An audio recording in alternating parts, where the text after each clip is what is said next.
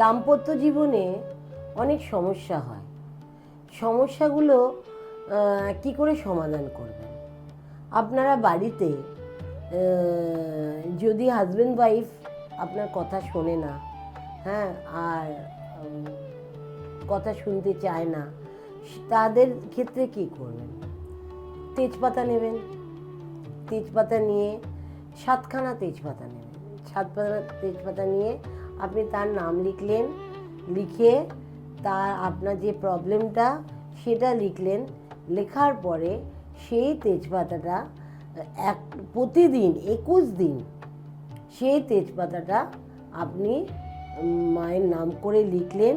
লেখার পরে ওটাকে কি করবেন, আপনি জলে দেবেন না, একটা মোমবাতি নেবেন, মোমবাতি নিয়ে একটা বলবেন যে আমার স্বামী যেন আর আমার সঙ্গে এরকম না করে, আমরা যেন সুখে শান্তিতে বাস করি, যেন ঝগড়াঝাটি না হয়, এই কথাটা বলে মনে মনে বলে স্বামীর মুখের দিকে তাকিয়ে, এটা কিন্তু একান্ত আপন একটা ঘরের মধ্যে করতে হবে, একা নিজে করে ওইটা আপনি কি করবেন, জ্বালাবেন।